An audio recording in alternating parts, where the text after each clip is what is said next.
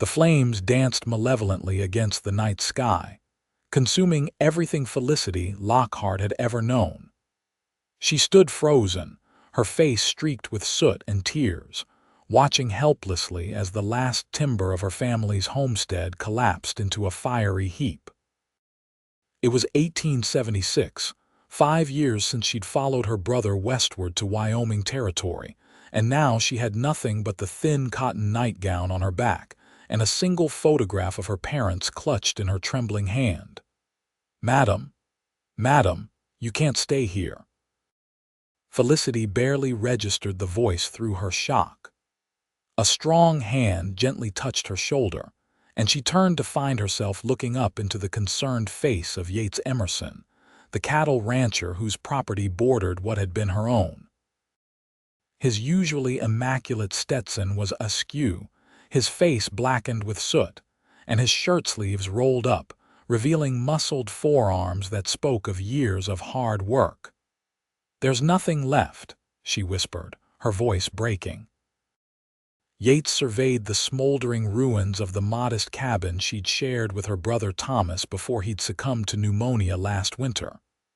"I know, Miss Lockhart, I'm mighty sorry, but standing here won't bring it back, and there's still embers flying. It ain't safe. Where am I supposed to go?" Felicity asked, her voice hollow. At 24, she was alone in the world in a land still wild and unforgiving. She had no family, no home, and precious few friends in Cottonwood Springs, the nearest town some 5 miles away.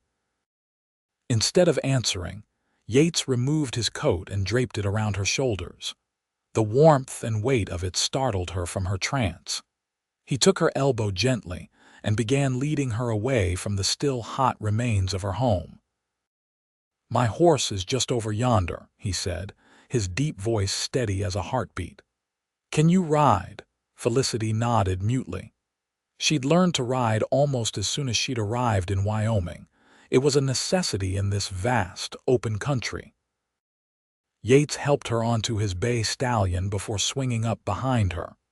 She sat stiffly, unused to such proximity to a man, especially one as imposing as Yates Emerson. At 30, he was one of the most successful ranchers in the territory, but also one of the most private. Rumors about his past circulated through Cottonwood Springs like tumbleweeds, but no one knew much about him before he'd arrived 6 years ago and purchased what was now the Double E Ranch. They rode in silence through the moonlit prairie. Felicity's mind was blank, unable to process the enormity of her loss. Everything she'd owned, her clothes, her few books, Thomas's possessions, her mother's china teapot, all gone. Even the deed to her land had been inside the cabin. After about 20 minutes, Yates guided his horse off the main trail, following a smaller path that wound through a copse of cottonwood trees. Soon, a large barn came into view, silver in the moonlight. It wasn't the main ranch house, which Felicity knew lay another mile or so beyond. "Why are we stopping here?" she asked, finding her voice at last. Yates dismounted and reached up to help her down. "My foreman and his wife live in the main house with me. Fine folks, but I figured you might want some peace tonight. The barn's clean, and there's a small room where I keep supplies that has a cot. It's not much, but it'll give you shelter till morning." He led her inside, lighting a lantern that cast warm, golden light over the interior. The barn smelled of fresh hay and leather, oddly comforting after the acrid stench of smoke. He showed her to a small room at the back, just as he described, a simple space with a narrow cot, a small table, and shelves lined with tools and supplies. "I'll fetch you some water to wash up, and maybe Mabel, that's my foreman's wife, has a nightdress that'll fit you better than that." He gestured vaguely at her soot-stained nightgown, then looked away quickly, a hint of color rising in his tanned cheeks. "Thank you," Felicity said softly, clutching his coat tighter around her shoulders. Yates nodded and turned to leave, but paused at the door. "Miss Lockhart?" "Yes," He turned back, his blue eyes intense beneath the brim of his hat. "I know it looks bad now, but come sunrise we rebuild. That's what we do out here. We don't quit." "We," she echoed, confusion momentarily overtaking her grief. "Folks around here take care of their own," he said simply, then left to fetch the water he'd promised. Alone, Felicity sank onto the edge of the cot, finally allowing the full weight of the disaster to settle on her shoulders. Tears came again, but this time without the numbness of shock. She wept until her chest ached and her eyes burned, grieving not just for the home she'd lost tonight, but for Thomas, for her parents back in Boston, for the life she'd once imagined. When Yates returned with a bucket of water, a clean cloth and a bundle of clothes, she'd regained some composure. "Mabel sent these," he said, setting the bundle on the table. "Said to tell you she'll come by tomorrow with proper things, but these should do for now." "Your foreman's wife is up at this hour?" Felicity asked, suddenly aware of how late it must be. The fire was visible from the main house. "Whole place is awake, worried about you."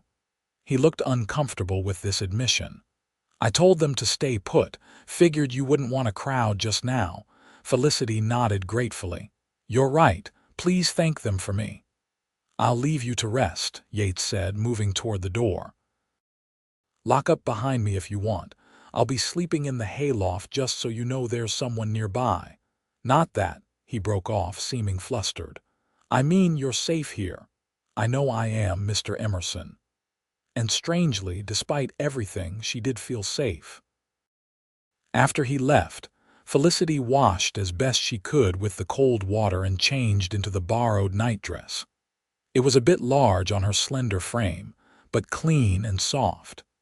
She lay down on the cot, expecting to stay awake with her whirling thoughts, but exhaustion claimed her almost immediately. She woke to sunlight streaming through the small window and the distant sounds of activity. For a moment, she couldn't remember where she was or why she felt so hollow. Then the memories came flooding back, the crackling of flames, the heat on her face as she'd run from her burning home, Yates Emerson appearing like a shadow against the firelight. A soft knock at the door roused her fully. "Miss Lockhart, it's Mabel Harrington. I've brought some breakfast and clothes if you're decent." Felicity smoothed her borrowed nightdress and hair as best she could. "Please come in, Mrs. Harrington." The door opened to reveal a stout, pleasant-faced woman in her 40s, her gray-streaked brown hair neatly pinned beneath a faded sunbonnet. She carried a tray in one hand and had a bundle of fabric tucked under her arm. "Land sakes, child, call me Mabel. Everyone does." She set the tray on the small table, eggs, bacon, biscuits still steaming, and a cup of coffee. "You must be famished. Eat first, then we'll see about getting you properly dressed." Felicity hadn't thought she could eat, but the smell of food awakened a fierce hunger. "Thank you, Mabel." "This is very kind." "Nonsense. It's what neighbors do." Mabel bustled about, unfolding the bundle to reveal a simple blue calico dress, undergarments, and a pair of sturdy boots. "These might be a touch big, my daughter Ruth's things, but they'll serve until we can get you to town for proper supplies." "Ruth won't mind?" Felicity asked, between bites of the best biscuit she'd had since leaving Boston. "Ruth's married and living in Cheyenne now with 3 little ones of her own. She'd be pleased to know her things are helping someone in need." Felicity nodded gratefully. "I don't know how I'll ever repay such kindness." Mabel waved a dismissive hand. "You focus on eating and getting yourself together. Mr. Emerson is waiting to talk with you once you're ready. He's been up since before dawn, that man." Something in Mabel's tone made Felicity look up sharply. "Is something wrong?" "Wrong? No, child. Just never seen him take such a personal interest before. Usually keeps to himself, does Mr. Emerson." Mabel gave her an appraising look. "Anyway, I'll leave you to finish your breakfast in peace." Come up to the main house when you're ready. Just follow the path north through the cottonwoods." After Mabel left, Felicity ate quickly, then changed into the borrowed clothes. The dress was indeed a bit loose, but clean and well made. The boots fit surprisingly well. She used the remaining water to wash her face and do what she could with her tangled auburn hair, twisting it into a simple knot at the nape of her neck. Outside, the morning was bright and clear, the Wyoming sky an endless expanse of blue. Following Mabel's directions, she made her way through the cottonwood grove toward the main ranch house. As she walked, she tried to form some plan for her future. She had a small amount of money in the bank in Cottonwood Springs, perhaps enough to secure passage back east, but what waited for her there? Her parents were long dead, and the relatives who remained had made it clear they disapproved of her Wild West adventure with Thomas. The Double E Ranch house came into view, a substantial two-story structure of logs and stone, with a wide porch wrapping around the front. Several outbuildings and corrals surrounded it, and beyond stretched fenced pastures where cattle grazed in the distance. As she approached, Felicity spotted Yates Emerson on the porch, deep in conversation with an older man she presumed to be Mr. Harrington, the foreman. Yates looked up at her approach, and something in his expression, a flash of something almost like admiration, made her suddenly conscious of her appearance in the borrowed dress. "Miss Lockhart," he said, stepping down to meet her. "Did you rest well? Was breakfast satisfactory?" "Yes to both, Mr. Emerson. Your hospitality is most appreciated," he nodded, seeming relieved. "This is John Harrington, my foreman." The older man tipped his hat. "Miss Lockhart, terrible sorry about your place." "Thank you, Mr. Harrington." Yates gestured to the porch. "Would you care to sit? There are some matters we should discuss." Felicity followed him up the steps to where a small table and chairs were arranged at one end of the porch. John Harrington excused himself with a murmured comment about checking on the new calves. Once they were seated, Yates seemed suddenly unsure how to begin. He removed his hat, revealing thick dark hair in need of a trim, and placed it on the table between them. Up close, in the clear light of day, Felicity noticed details she'd missed in the darkness and chaos of the previous night: a small scar at his temple, the crinkles at the corners of his eyes that suggested he smiled more than she'd seen, the dark stubble along his jaw. "I sent some men to your property this morning," he finally said, "to check if anything could be salvaged." Hope flared briefly in Felicity's chest, and he shook his head gently. "I'm sorry, the fire was thorough. They found a few metal items, a cooking pot, some tools, but not much else." Felicity nodded, swallowing the disappointment. She hadn't really expected otherwise. "There's something else," Yates continued, his expression grave. "My men found evidence that the fire wasn't accidental." "What?" Felicity stared at him in shock. "You mean someone deliberately? It appears that way. There was a broken lantern by what would have been your back door, but the pattern of the burn suggests it started in several places simultaneously." "But who would?" She broke off as a terrible thought occurred to her. "The Wilcox brothers." Yates's blue eyes narrowed. "I had the same thought. They made an offer on your land last month, didn't they?" "Yes. It was insulting, half what the property is worth. Thomas would never have sold to them anyway, not after they tried to divert our creek last year."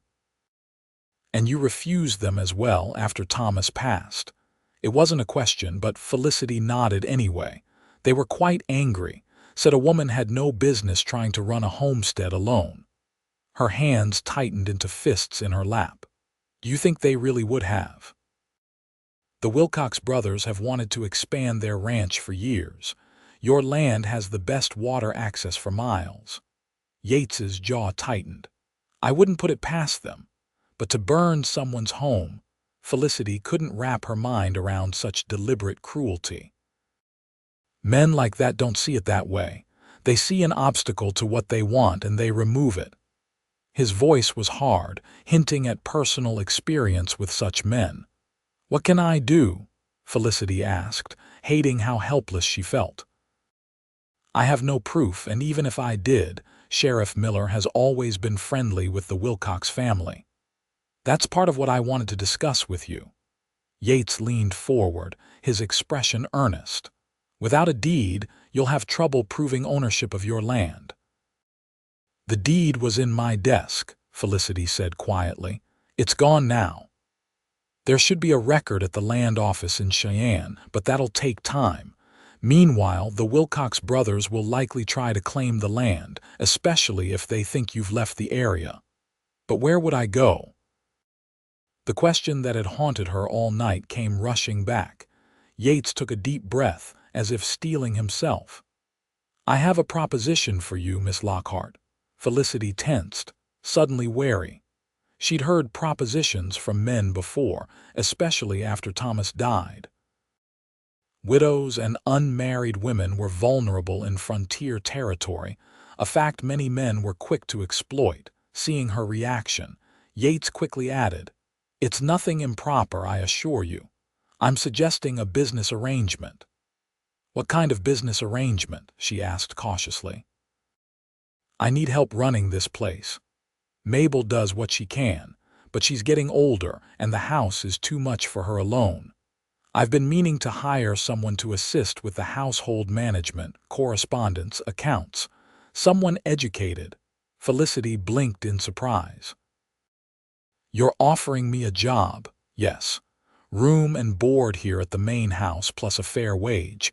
It would give you time to sort out the matter of your land and—" He hesitated. "And I meant what I said last night. We rebuild. I'll help you reconstruct your cabin when the time comes, if that's what you want." "Why would you do this?" Felicity asked, searching his face for some hidden motive. "We barely know each other." Something flickered in Yates's eyes, a shadow of old pain. "I know what it's like to lose everything, Miss Lockhart, and I know what it's like to face men like the Wilcox brothers alone." There was a story there, Felicity sensed, but now wasn't the time to press. "I'm not a charity case, Mr. Emerson. I'm not offering charity. I'm offering fair employment to a capable woman who happens to be in a difficult situation. And if it helps, you keep your land from falling into the hands of men who would burn a woman out of her home, all the better." Put that way, it was hard to argue. And truthfully, Felicity had few other options. Without a home or possessions, her small savings wouldn't last long. "If I accept," she said slowly, "I'd want it understood that this is temporary, until I can rebuild my home and secure my land. Of course. And I'd need to go into town soon to report the fire to Sheriff Miller, even if he does nothing, and to check with the bank about my account." Yates nodded. "I'll take you tomorrow. Today you should rest. You've been through an ordeal." Felicity wanted to protest that she wasn't some delicate flower, but exhaustion still pulled at her, despite the night's sleep. "Very well, tomorrow then. So you accept?" There was a hint of surprise in his voice, as if he'd expected more resistance. "Yes, Mr. Emerson. I accept your offer of employment, temporarily." She extended her hand formally. He took it, his large, calloused hand engulfing her smaller one. The contact sent an unexpected warmth up her arm. "Then welcome to the Double E, Miss Lockhart." As she withdrew her hand, Felicity couldn't help wondering if she'd just made a prudent decision or a terrible mistake. But looking at Yates Emerson's steady gaze, she felt something she hadn't felt since watching her home burn to the ground, a flicker of hope. The next morning dawned clear and cool, typical for late April in Wyoming territory. Felicity rose early, having spent the night in a comfortable guest room at the main house.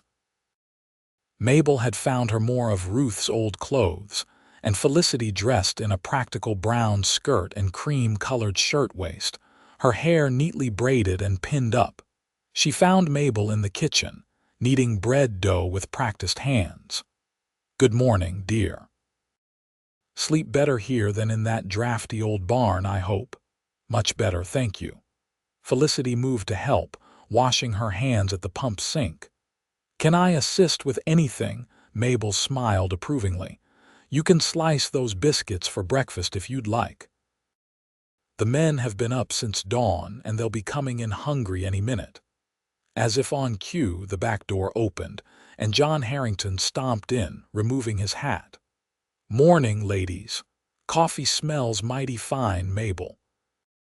"It ought to, with what Mr. Emerson pays for those beans," Mabel replied, but her tone was fond. "Where is himself this morning?" "Checking the north pasture fence. Said he'd be back in time to take Miss Lockhart to town." John nodded respectfully to Felicity as he accepted a cup of coffee from his wife. Breakfast was a simple but hearty affair: biscuits with gravy, eggs, and bacon. Yates returned just as they were sitting down, washing up quickly before joining them at the large kitchen table. Felicity noticed he seemed preoccupied, answering John's questions about the fence line with distracted brevity. After the meal, as Mabel and Felicity cleared the dishes, Yates approached her. "I've had the wagon hitched. We can leave for town whenever you're ready, Miss Lockhart." "I just need to get my shawl," she replied. "I'll only be a moment." In her room, Felicity took a deep breath to steady her nerves. Today would be difficult, facing the reality of her situation in the light of day, dealing with the sheriff, seeing if her savings were enough to begin rebuilding. She touched the photograph of her parents, now safely tucked into the pocket of her borrowed skirt. It was her only remaining possession from her previous life. Outside, Yates waited by a sturdy wagon hitched to two chestnut horses.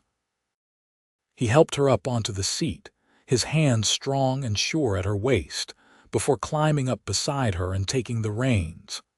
"It's about an hour to Cottonwood Springs," he said as they set off down the long drive that led from the ranch house to the main road. "We should be there by mid-morning." They traveled mostly in silence at first, the rhythmic clop of hooves and creak of wagon wheels the only sounds besides the occasional meadowlark calling from the prairie grass. Felicity's thoughts turned to the Wilcox brothers and their possible role in the fire. Would Sheriff Miller even investigate if she reported her suspicions? "You're quiet," Yates observed after a while. "Having second thoughts about yesterday's arrangement?" "No," she said quickly. "I'm grateful for your offer. I was thinking about what awaits in town." He nodded, understanding. "Sheriff Miller may not be much help, but there's a new deputy young fellow named Cooper. Seems decent enough." "You don't sound convinced." Yates's mouth quirked in a half-smile. "Let's just say I've learned not to expect too much from law enforcement out here." "Is that why you came west, Mr. Emerson? To escape inadequate law enforcement?" Felicity ventured, curious about this man who'd offered her shelter and employment with such unexpected generosity. His hands tightened slightly on the reins. "No. I came for the same reason most folks do: a fresh start." "After what?" she pressed gently. He glanced at her, then returned his gaze to the road ahead. "The war. I served with the Union Army, Pennsylvania 83rd. Came home to find my family farm taken by the bank and my fiancé married to the banker's son." "I'm sorry," Felicity said softly, understanding now some of the shadows she'd glimpsed in his eyes. "That must have been difficult. It was a long time ago." His tone suggested the subject was closed. "What about you? Boston's a long way from Wyoming territory." Felicity accepted the change of topic. "Thomas, my brother, came out first, right after my parents died of influenza in '71. He wrote such glowing letters about the opportunities here, the beauty of the land. I was 20, alone in Boston, teaching at a girls' school and hating every minute of it." "So you followed him?" "Yes. He'd already filed his land claim and built a small cabin. He was so proud when I arrived, showing me the creek, the garden he'd started, the plans he had for expansion. She smiled sadly at the memory. He was always full of plans, Thomas was. Sounds like a good man. The best. He protected me after our parents died, made sure I was educated, gave me a home when I could no longer bear Boston. Felicity swallowed hard. I nursed him through the pneumonia for weeks last winter, but in the end, I remember when he passed, Yates said quietly. Word travels fast in small communities. I should have paid my respects. You didn't know us. Still. A woman alone, miles from town, someone should have checked on you more often. Felicity shrugged slightly. Mrs. Jenkins from town came by occasionally with supplies or to trade for eggs, and Mr. Peterson to the east would help with heavy work sometimes. But mostly I managed. The homestead was small enough for one person to maintain, especially after I sold most of Thomas's cattle. Yates nodded, a new respect in his eyes. Most Eastern women couldn't handle frontier life alone. I'm not most Eastern women, Mr. Emerson. There was pride in her voice, hard-earned pride. That earned her a genuine smile, transforming his usually serious face. No, Miss Lockhart, I don't believe you are. They crested a small rise, and Cottonwood Springs came into view in the valley, below a collection of wooden buildings along a single main street, with scattered houses and farms surrounding it. It wasn't much compared to Boston, but it had been Felicity's nearest connection to civilization for 5 years. Where would you like to go first? Yates asked as they approached the town limits. The sheriff's office, I suppose. Best to get the unpleasant tasks done first. He nodded approvingly. My thoughts exactly. Cottonwood Springs was unusually busy that morning. A cattle drive was passing nearby, and several cowboys were in town spending their advance pay. Yates guided the wagon down the main street, deftly avoiding a pair of inebriated drovers staggering out of the Silver Dollar Saloon despite the early hour. He pulled up in front of the sheriff's office, a small wooden building with a painted star on the door. Would you like me to come in with you? He asked. Felicity hesitated. She prided herself on her independence, but having Yates Emerson's solid presence beside her when facing Sheriff Miller was tempting. The sheriff was known to be dismissive of women's concerns. Yes, she decided. If you don't mind. I don't mind at all. There was something in his voice, a protective note that she might have resented from another man, but from him felt reassuring. Inside, they found not Sheriff Miller but the deputy Yates had mentioned. Deputy Cooper was indeed young, perhaps 25, with an earnest face and neatly combed blonde hair. Mr. Emerson, he greeted, standing from his desk. What brings you to town today? His eyes moved curiously to Felicity. This is Miss Lockhart, Yates explained.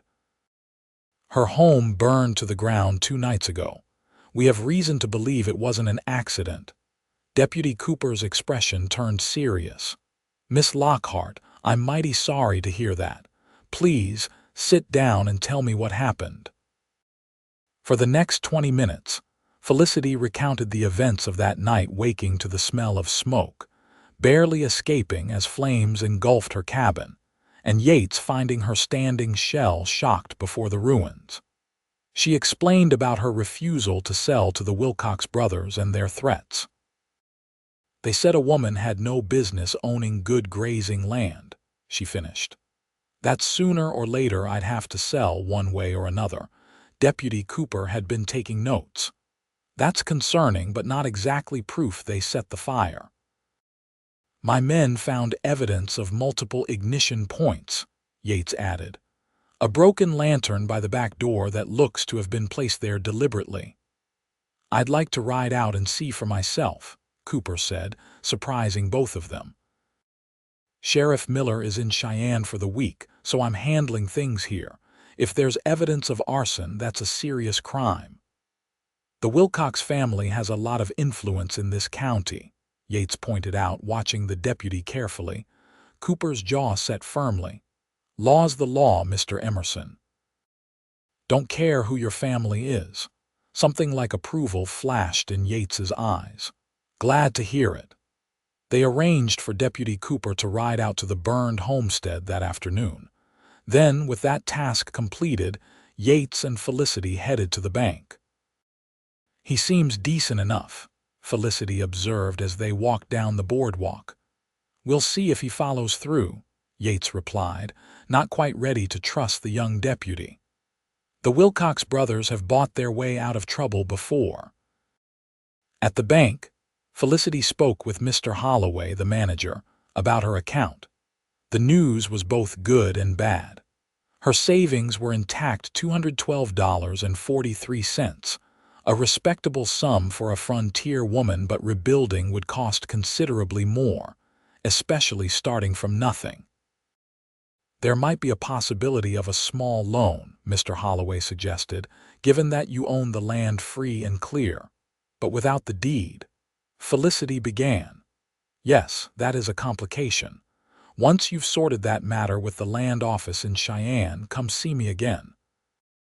Back on the street, Felicity felt deflated.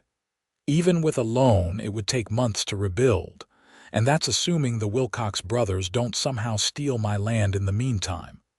We'll figure it out, Yates said firmly. One step at a time. Do you need to purchase anything while we're in town? Felicity thought of her empty savings account and shook her head. Not today. You'll need personal items, clothes that fit properly, he insisted.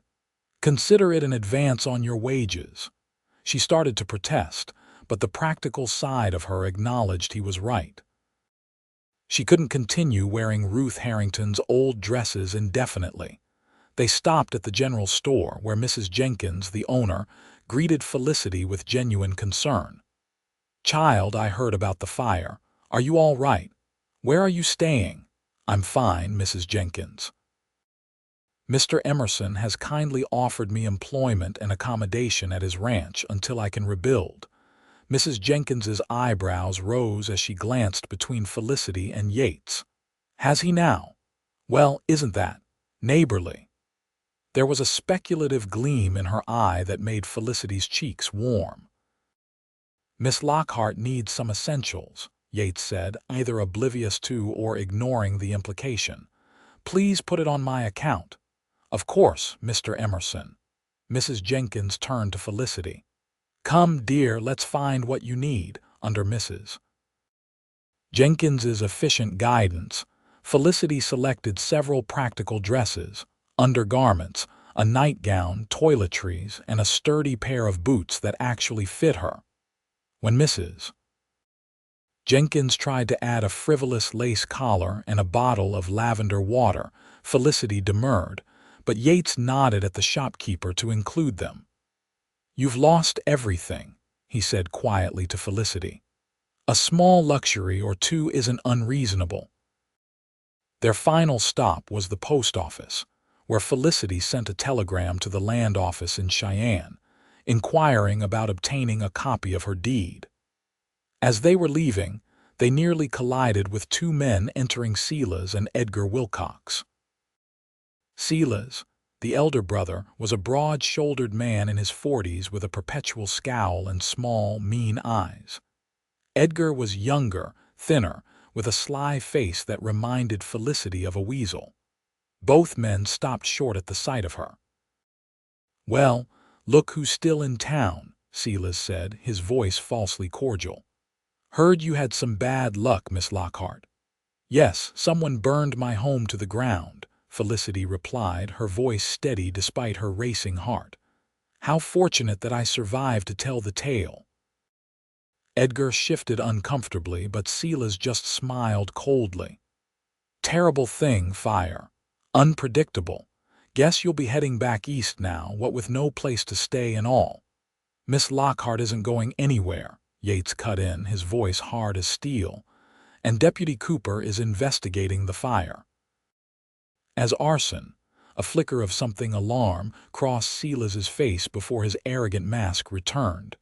"Is that so? Well, good luck with that. Accidents happen all the time out here." "This was no accident," Felicity said firmly. "Careful making accusations, Miss Lockhart," Silas warned, his tone no longer even pretending to be friendly. "Especially when you have no proof, and no home." His eyes shifted to Yates. "Interesting that she's with you, Emerson, taking in strays now." Yates took a step forward, his hands clenching into fists at his sides. "Watch your mouth, Wilcox." The tension between the two men crackled like lightning about to strike. Felicity placed a restraining hand on Yates's arm, feeling the coiled strength beneath his shirt sleeve. "He's not worth it," she said softly, "and a public brawl won't help matters."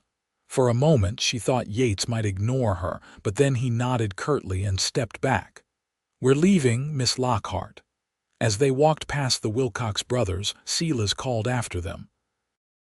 "That land will be mine one way or another, Miss Lockhart. Might as well accept it now and save yourself more trouble." Yates stiffened but kept walking, guiding Felicity back to their wagon. Once they were out of earshot, he turned to her, his expression grim. "I'm sorry you had to face that," he said. "I've faced them before," Felicity replied, though her hands trembled slightly as Yates helped her into the wagon. "But I admit, it's different now, knowing what they're capable of." Yates climbed up beside her and took the reins. "If Cooper does his job, they'll pay for what they've done." "And if he doesn't?" Felicity asked, voicing the fear that had been gnawing at her since she'd realized the fire was deliberate. Yates's jaw set determinedly as he urged the horses forward. "Then we find another way to make sure justice is served." The ride back to the Double E was quieter than their journey into town.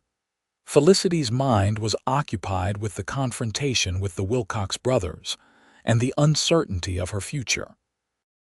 Even if Deputy Cooper found evidence, would it be enough to bring charges against such influential men in the county? As if reading her thoughts, Yates spoke. "Try not to worry too much. One way or another, we'll protect your land." "We?" Felicity glanced at him curiously. "I mean, I'll help you protect it, my men and I." He kept his eyes on the road, but there was a slight coloring along his neck that hadn't been there before.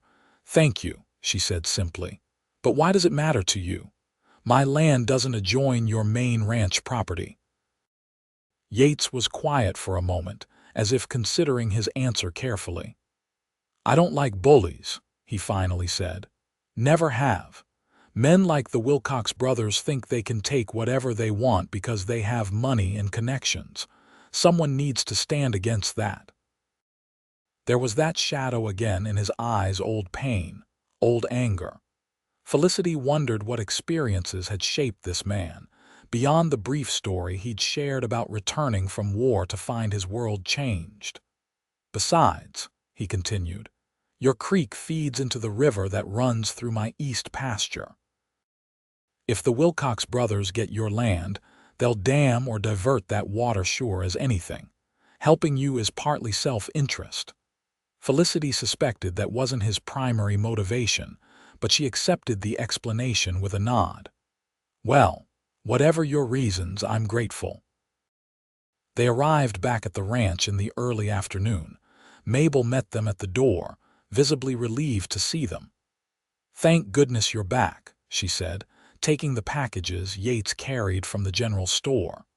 "Deputy Cooper rode out about an hour ago, said you'd know what it was about. And there's a man waiting in the study says he's from the land office in Cheyenne." Felicity and Yates exchanged surprised glances. "That was fast," Felicity remarked. "I only just sent the telegram." "Too fast," Yates agreed, his expression turning wary. "Let me speak with him first." Inside, they found a thin man in a dusty suit sitting stiffly in one of the leather chairs in Yates's study. He rose as they entered, adjusting a pair of wire-rimmed spectacles. "Miss Lockhart, I'm Albert Jenkins, from the Territorial Land Office. "You're not from the Land Office," Yates said flatly, positioning himself slightly in front of Felicity. "I know every clerk there, and you're not one of them." The man's confident smile faltered. "I'm newly employed there, just this week, in fact." "Is that so?" Yates's tone was dangerous. "And they sent you all the way out here within hours of receiving a telegram. The land office doesn't work that efficiently, Mr. Jenkins, if that's even your name." The man's face reddened. "Now see here." "No, you see here," Yates interrupted. "You've got 5 seconds to tell us who really sent you, or I'll have my foreman escort you off my property." And John isn't known for his gentle handling. Felicity watched as the man's bravado crumbled. "Silas Wilcox paid me," he admitted. "I was supposed to tell Miss Lockhart that her deed had been invalidated due to tax issues, and offer to buy the land for a fair price on Mr. Wilcox's behalf." "There are no tax issues," Felicity said, anger replacing her initial shock. "The taxes are paid through December." "I know that now," the impostor said miserably. "I saw the records before I left Cheyenne, but Mr. Wilcox said you'd be desperate after the fire, that you might not check too carefully." "Get out," Yates said, his voice cold with controlled fury. "And tell Wilcox that if he sends another of his lackeys to my ranch, I won't be so polite next time." After the man had been escorted out by John Harrington, Felicity sank into one of the study chairs, shaken. "They're not wasting any time, are they?" "No. And sending a fake official suggests they're getting desperate." Yates poured 2 small glasses of whiskey from a decanter on his desk, handing one to Felicity. "Here, medicinal purposes only." She took a small sip, wincing at the burn but appreciating the steadying effect. "What do we do now?" "We wait to hear from Deputy Cooper, and I think we should travel to Cheyenne ourselves next week to deal with the land office in person." Yates sat in the chair opposite her. "In the meantime, I should show you your duties here if you're still willing to work for me." Felicity nodded firmly. "I am. I need to earn my keep and—" she hesitated. "And I'm grateful to have something to occupy my mind besides worrying about the Wilcox brothers and my land." "Good. We'll start tomorrow. Today has been trying enough." That evening, after a quiet dinner with the Harringtons and Yates, Felicity retired to her room early. The events of the day had left her exhausted, both physically and emotionally. She sat on the edge of her bed, running her fingers over the soft fabric of the new nightgown she'd purchased in town. Such a simple thing, yet it represented the beginning of rebuilding her life from the ashes. A soft knock at her door startled her from her thoughts. "Yes, it's Yates, Mr. Emerson." His deep voice came through the door. "May I speak with you a moment?" Felicity quickly checked that she was properly covered in her dressing gown before opening the door. Yates stood in the hallway, still dressed but without his hat or coat, his dark hair slightly tousled as if he'd been running his hands through it. "I apologize for disturbing you so late," he said, his eyes carefully fixed on her face. "But Deputy Cooper just returned. I thought you'd want to know immediately." "Yes, of course. What did he find?" "Evidence consistent with arson, just as we suspected. Multiple points where the fire was set, traces of kerosene, and boot prints near the back of your property, the same distinctive pattern as the boots Edgar Wilcox wears." Felicity's breath caught. "So he'll arrest them?" Yates's expression turned grim. "He wants to. But he's junior to Sheriff Miller, who won't be back for days. Cooper's concerned that if he moves too quickly, the Wilcoxes will have time to cover their tracks completely. So we wait." Frustration colored her voice. "For now, but Cooper's on our side, which is something." Yates hesitated. "There's something else you should know. I've stationed 2 of my hands near your property tonight, just in case the Wilcoxes try to claim it in your absence. You think they might? I wouldn't put anything past them at this point." They know you're staying here and they know you're fighting back. That makes them dangerous." Felicity nodded, suddenly deeply grateful for this man's foresight and protection. "Thank you for everything today." "You don't need to thank me," Yates said quietly. "Anyone would do the same." "No," she disagreed. "They wouldn't. Most would say it's not their concern or that a woman alone is asking for trouble. You've been." She searched for the right word. Kind, genuinely kind. Something shifted in Yates's eyes, a softening, a warmth that hadn't been there before. "You deserve kindness, Miss Lockhart, after all you've endured." They stood looking at each other for a long moment, the silence between them strangely charged. Then Yates stepped back, breaking the spell. "You should rest," he said. "Tomorrow will bring its own challenges." "Good night, Mr. Emerson." "Good night, Miss Lockhart." He turned to go, then paused. "Felicity." It was the first time he'd used her given name, and the sound of it in his deep voice sent an unexpected flutter through her chest. "Yes, we will rebuild. I promise you that."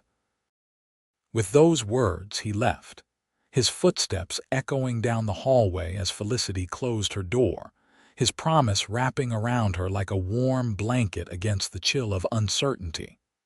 The following weeks established a rhythm to Felicity's new life at the Double E Ranch. Each morning, she rose early to help Mabel with breakfast for the ranch hands. Afterward, she would move to the study, where Yates had shown her his system for keeping the ranch accounts, correspondence, and records. "Your handwriting is much better than mine," he'd admitted on her first day, showing her the ledgers where he tracked cattle sales, expenses, and wages. "And you have more education than most around here. It'll be a relief to have someone else manage these details." Felicity discovered she enjoyed the work. The orderliness of numbers and records was soothing after the chaos that had engulfed her life, and there was satisfaction in bringing better organization to Yates's business affairs.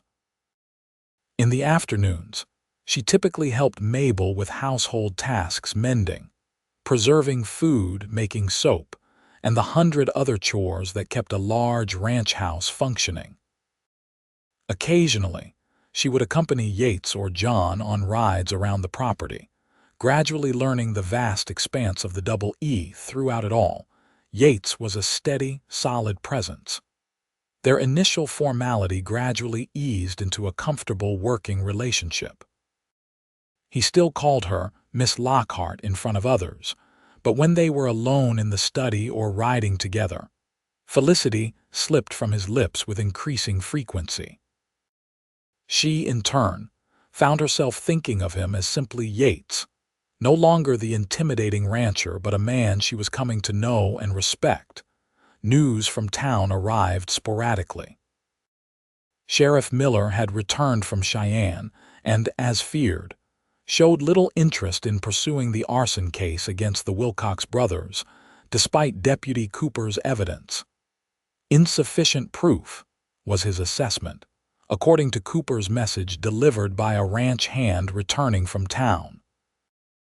"I'm not surprised," Yates had said grimly when Felicity shared the news.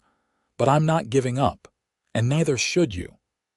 True to his word, 2 weeks after the fire, Yates arranged for them to travel to Cheyenne to visit the land office in person. The journey took a full day by wagon, and they stayed overnight at a respectable hotel, Felicity in a small room and Yates across the hall. The territorial land office was a bustling place, filled with homesteaders filing claims, ranchers disputing boundaries, and clerks shuffling endless papers. After several hours of waiting and explaining her situation, Felicity finally secured a certified copy of her deed. "You're lucky," the clerk told her. "Many records were lost in the fire here last year. But your brother's claim was filed early enough to be in the duplicate ledgers we keep in the safe." Clutching the precious document, Felicity felt one small piece of her world slot back into place. "I can't thank you enough," she told Yates as they left the building.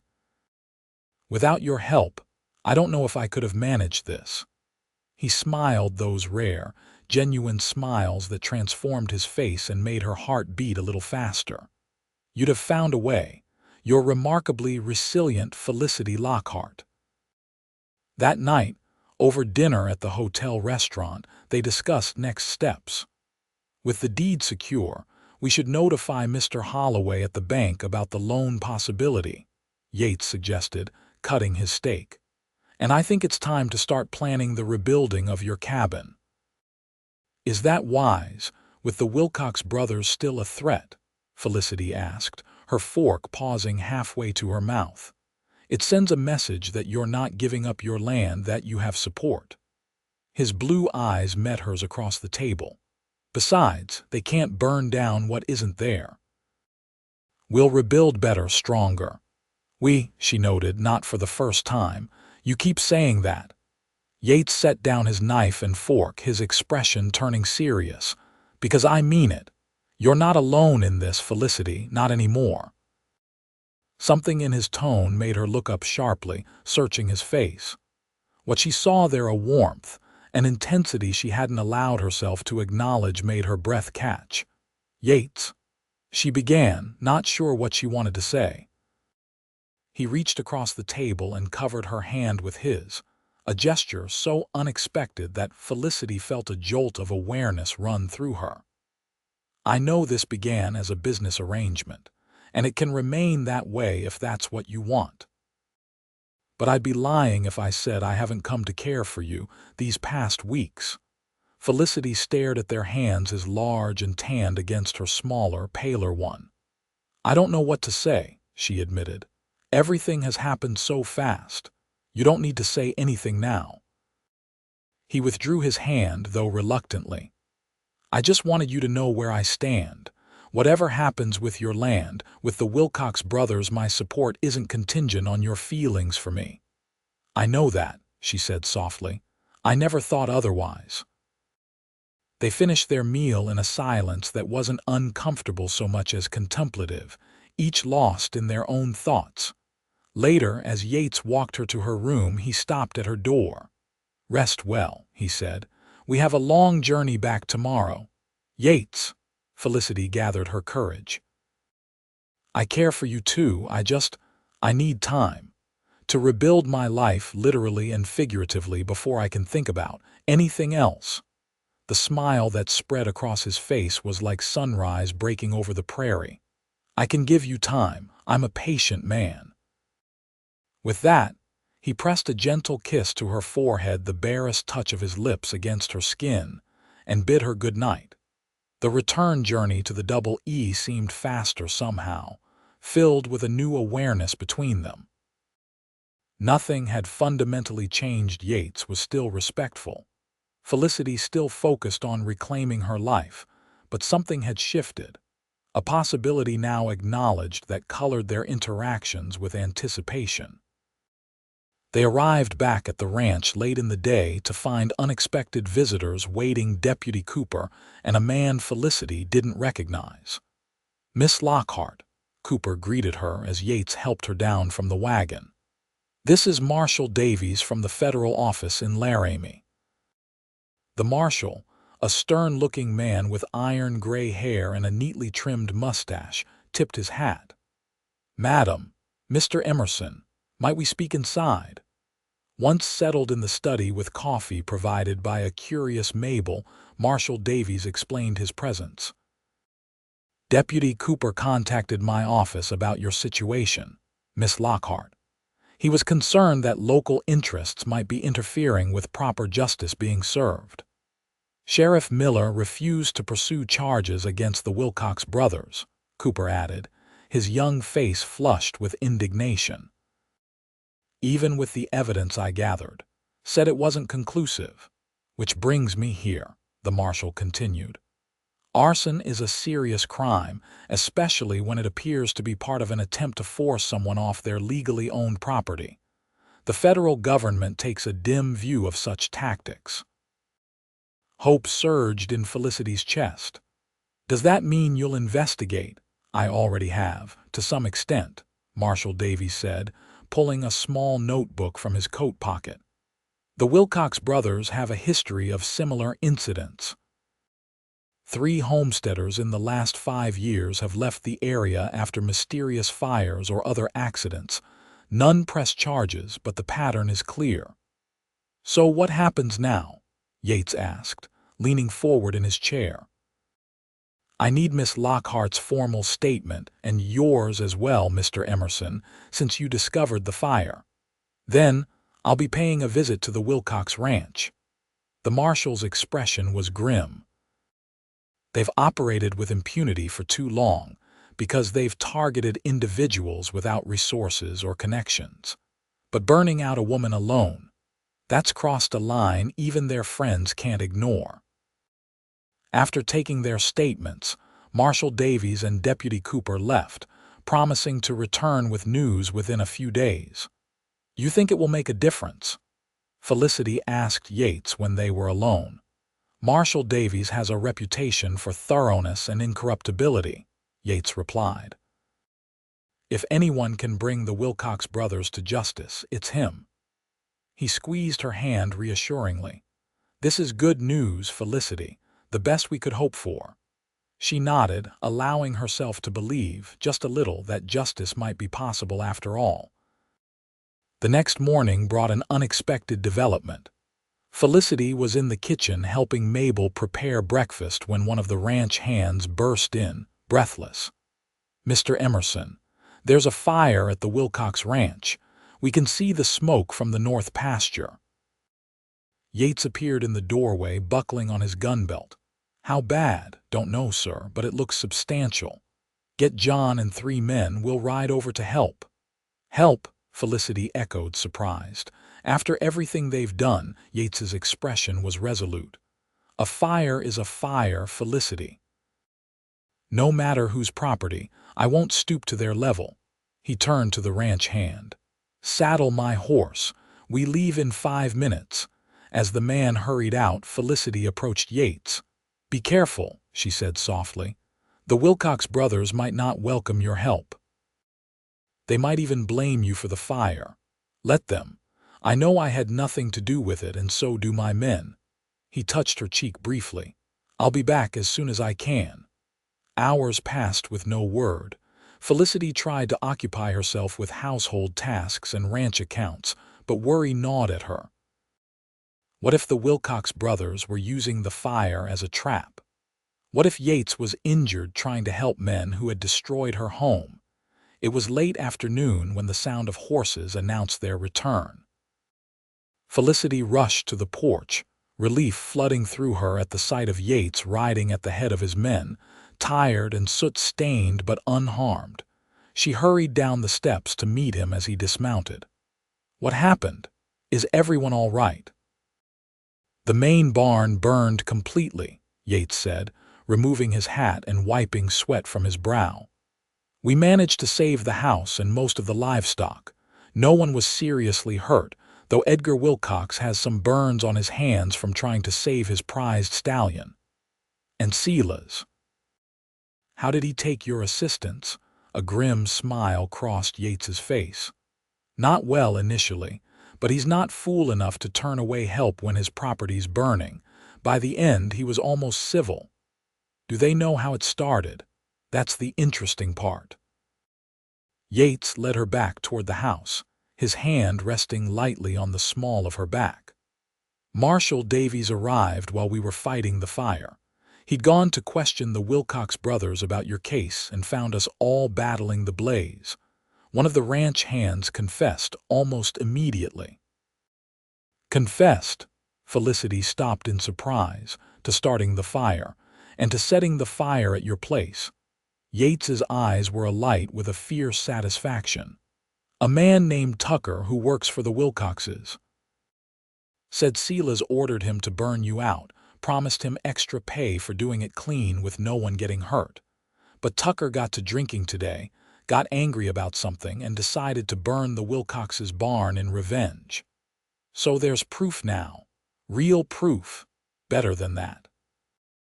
Tucker implicated both brothers, and in front of witnesses, including a federal marshal." They were arrested on the spot Silas for ordering the arson, Edgar as an accomplice. Marshal Davies took them to the jail in Laramie, where they can't rely on Sheriff Miller's friendship. Felicity felt light-headed with the sudden reversal of fortune. It's over, just like that. Justice has a way of finding its path, even if it's not the one we expect. Yates smiled down at her, his eyes soft with something more than triumph. Your land is safe now, Felicity. The Wilcox brothers will face federal charges, and with Tucker's testimony, they'll likely see prison time. Impulsively, Felicity threw her arms around Yates, overwhelmed with relief and gratitude. He stiffened momentarily in surprise, then his arms came around her, holding her close as she pressed her face against his chest. "Thank you," she whispered, "for everything, for believing in me, for helping me fight." "Always," he murmured into her hair, the single word a promise that warmed her from within. They stood like that for a long moment before Felicity became aware of their public position on the porch, potentially visible to any of the ranch hands or the Harringtons. She stepped back reluctantly, though Yates kept hold of one of her hands. "So what now?" he asked, his thumb tracing gentle circles on her palm. "Now," Felicity said with a newfound confidence, "we rebuild, just like you promised." The following weeks were a whirlwind of activity. True to his word, Yates helped Felicity plan the reconstruction of her cabin, or rather, a proper small house to replace it. His knowledge of construction combined with her practical needs resulted in a design that was both sturdy and comfortable. 2 bedrooms instead of 1, he insisted, pointing to the rough sketch they'd made. For guests, or... He'd left the sentence unfinished, but his eyes held a question Felicity wasn't quite ready to answer. With the Wilcox brothers awaiting trial in Laramie, secured by Mr. Holloway at the bank, and materials ordered from Cheyenne, construction began in early June. Yates assigned 3 of his most skilled hands to the project, and Felicity rode out daily to oversee the progress and help where she could. "You don't need to do this," she told Yates one evening as they sat on the porch of the main house, watching the sunset paint the sky in shades of pink and gold. "You've already done more than enough." "I want to," he replied simply. "Besides, I made you a promise that first night, remember? We rebuild. I keep my promises." Felicity studied him in the fading light, the strong profile, the hint of silver at his temples that she hadn't noticed before, the quiet confidence that had drawn her to him from the beginning, though she hadn't acknowledged it then. "What will you do once your house is finished?" he asked after a comfortable silence. "Will you stay there alone, or, she prompted when he didn't continue. Yates turned to face her fully. "Or would you consider another option?" "What kind of option?" Felicity asked, though her quickening pulse suggested she knew. He took her hand gently between both of his. "I know it hasn't been long, Felicity, just a few months since you lost your home, since we really came to know each other, but I find myself hoping for a future that includes you. Not as my employee, but as my partner, my wife." Though she'd suspected the conversation was heading in this direction, the actual proposal still took her breath away. "Yates, you don't need to answer now," he said quickly. "I know you value your independence, your land. I'm not asking you to give those up. We could split our time between both properties or whatever arrangement suits you. I just know that I love you and I want to build a life with you." "You love me." The words sent a tremor through her. His smile was tender. "Of course I do. How could I not? You're the strongest, most determined woman I've ever known, and the loveliest, inside and out." Felicity felt tears prick her eyes. After Thomas died, she'd resigned herself to a solitary life. The idea that she might find not just security but love seemed impossible. "I love you too," she admitted, the words easier to say than she'd expected. I think I have for some time now. The joy that spread across Yates's face was like nothing she'd ever seen. He leaned forward and, with exquisite gentleness, pressed his lips to hers. The kiss was tentative at first, then deeper as Felicity responded, her heart soaring with newfound happiness. When they finally parted, both a little breathless, Yates rested his forehead against hers. "Is that a yes, then?" "Yes," Felicity whispered. "Yes, I'll marry you, Yates Emerson." They were married in late July in the garden behind the main house at the Double E Ranch. Mabel had outdone herself decorating with wildflowers, and the entire ranch turned out for the celebration, along with most of the residents of Cottonwood Springs. Deputy Cooper stood as Yates's best man, while Mrs. Jenkins, who had become a dear friend to Felicity, served as matron of honor. The news that Silas and Edgar Wilcox had been sentenced to 10 years in the territorial prison arrived just days before the wedding. A final weight lifted from Felicity's shoulders. After the ceremony and celebration, Yates surprised Felicity by taking her not to the main house, but to her newly rebuilt home on her property. "I thought we'd start our life together here," he explained as he carried her across the threshold. "To mark a new beginning in a place that represents both struggle and triumph." The house was beautiful, larger and sturdier than her original cabin, with large windows that let in the late afternoon sunlight, sturdy furniture crafted by the ranch's carpenter, and even curtains Mabel had sewn as a wedding gift. But what caught Felicity's attention immediately was a small package on the table, wrapped in brown paper and tied with string. "What's this?" she asked as Yates set her gently on her feet. "Open it and see." His smile was mysterious. Inside the package, Felicity found a leather-bound journal and a small wooden box. Opening the box, she gasped at the sight of a delicate silver locket. "It was my mother's," Yates explained, taking the necklace and fastening it around her neck. "And the journal is for you to write our story. Our family's story as it unfolds." Tears of happiness filled Felicity's eyes as she turned in his arms. "It's perfect, all of it." As the sun set over the Wyoming prairie, casting golden light through the windows of their new home, Yates kissed his bride with all the love and promise of their future together.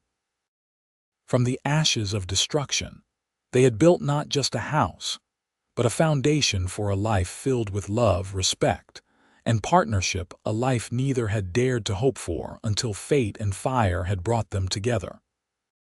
5 years later, Felicity stood on the porch of their home, watching as Yates taught their 3-year-old son, Thomas, to ride his first pony.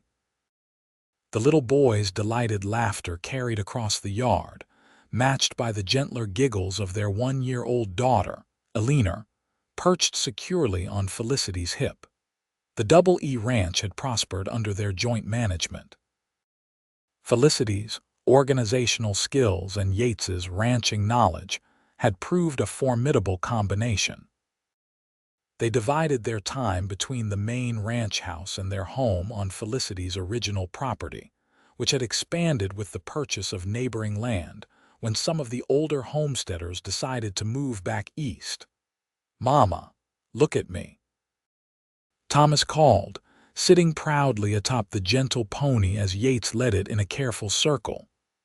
"I see you, my brave boy," Felicity called back, her heart full to bursting with love for her family. Life on the frontier remained challenging. Harsh winters, unpredictable weather, the occasional rustler or troublemaker passing through. But Felicity had learned that with the right partner by her side, no challenge was insurmountable. Each night, she wrote in the journal Yates had given her on their wedding day, recording not just the significant events, but the small, precious moments that made up their life together. Someday, she thought, their children would read it and understand the story of how their parents had found each other, how a devastating fire had led not to despair, but to a love as vast and enduring as the Wyoming sky. As the sun began to set, Yates lifted Thomas from the pony and carried him back to the porch, the little boy chattering excitedly about his riding adventure. "I think we have a future rancher on our hands," Yates said, his eyes crinkling with amusement and pride. "Like his father," Felicity agreed, leaning into Yates's side as he draped an arm around her shoulders. "And his mother," Yates added, pressing a kiss to her temple. "Don't forget who keeps the books and makes sure this ranch runs smoothly." They stood together, watching the sunset paint the prairie gold, their children safe in their arms. From tragedy had come triumph. From despair, hope.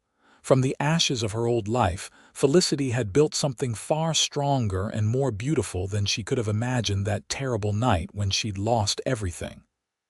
"I love you," Yates murmured against her hair. "And I love you," Felicity replied, the words as true and steadfast as the day she'd first spoken them. "Always."